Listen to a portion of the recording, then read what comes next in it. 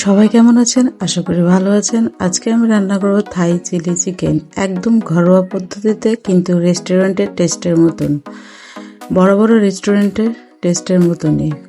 এখানে কোনো আমরা বাইরের কেনা সস ব্যবহার করব না, সামান্য সয়া সস ছাড়া। এবার এই চিলি চিকেন বানানোর জন্য আমরা কিছু চিকেন, পেঁয়াজ, মরিচ আর ক্যাপসিকাম নিয়ে নিলেই হয়ে যাবে আমাদের চিলি চিকেন রেসিপি। চিকেনগুলো আমরা ছোট ছোট পিস করে নিয়ে, এখানে হাড় সহ নিতে পারেন, হাড় ছাড়াও নিতে পারেন।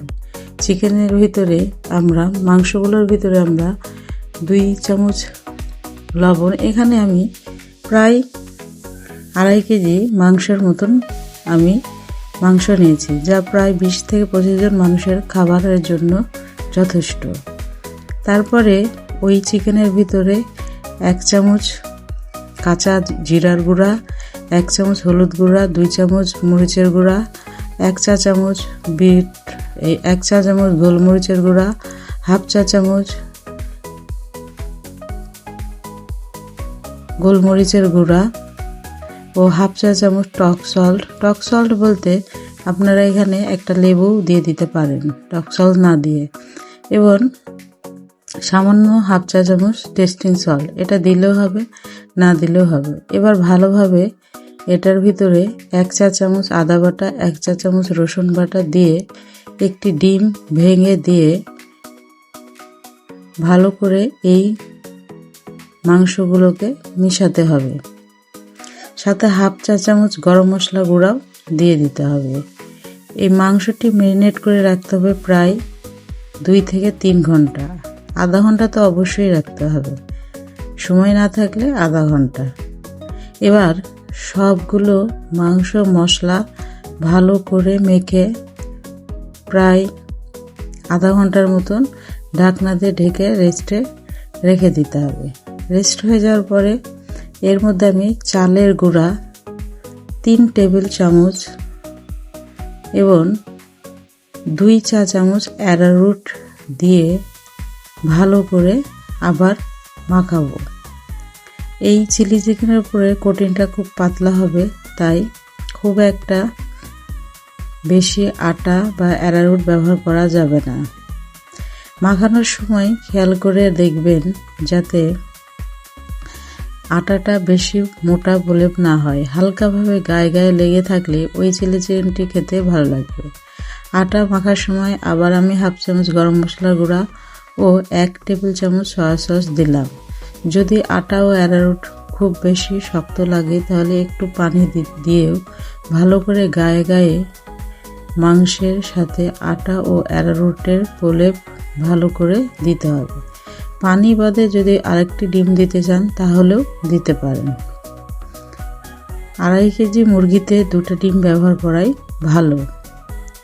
এবার ভালো করে এটাও মাখিয়ে 10 মিনিটের জন্য রেস্টে রেখে দিতে হবে। এবার পেঁয়াজগুলো কিউব করে কেটে নিতে হবে, ক্যাপসিকামও ঠিক কিউব করে কেটে নিতে হবে। দেখেন এইভাবেই 4 কোনা করে কেটে নিতে হবে, এবং কিছু কাঁচামরিচ ফালটা করে রাখতে হবে ও একটু 2-3 কোয়া রসুন কুচি করে রাখতে হবে। রসুনগুলো একদম মিহি করে কুচি করলে বেশি ভালো। এবার কড়াইয়ের মধ্যে বেশ ডুবো তেল দিয়ে হালকা হিট করে নিতে হবে। এখানে আমরা মুরগিগুলো আগে ভেজে নিব, যার ফলে কড়াইয়ের হিটটা ঠিক অল্প মাঝারি রেখে চিকেনের টুকরাগুলো একটা একটা করে দিয়ে কিছুক্ষণ থেমে থাকতে হবে। এবং এক পিঠ যখন ভালোভাবে ভেজে যাবে তখন একটি খুন্তি দিয়ে আস্তে করে নাড়াচাড়া করতে হবে। খুন্তি দিয়ে আবার অপর পিঠটায় উল্টিয়ে দিতে হবে। এইভাবে আস্তে হিটে চিকেনগুলো মচমচে করে ভেজে নিতে হবে। এতটাই ভাজতে হবে যাতে সেই চিকেন ভাজাটা খালি মুখেই খাওয়া যায় রান্না করার আগে। তবে খেয়াল রাখতে হবে হিট কখনোই বেশি দিয়ে ভাজা যাবে না। অল্প হিটে আস্তে আস্তে সময় নিয়ে চিকেনটি ভাজলেই চিলি চিকেনের ভিতরে কোনো রকমের রক্ত থাকবে না। এবার একটি পাত্রে সস তৈরি করে নেব। তার জন্য অ্যারারুট 2 চা চামচ, চিনি 1 চা চামচ ও 1 টেবিল চামচ লাল মরিচের গুঁড়া ও 1 টেবিল চামচ সয়া সস দিয়ে ভালো করে, লবণটা খেয়াল করেই দিবেন, কারণ সয়া সসের ভিতরে অনেকটা পরিমাণেই লবণ থাকে, তাই লবণ বুঝে মাপ মতন দিবেন। এবার 1/2 চা চামচ গোলমরিচের গুঁড়া, 1/2 চা চামচ টেস্টিং সল্ট দিয়ে ভালো করে এই অ্যারারুটটাকে গুলিয়ে রেখে দিতে হবে।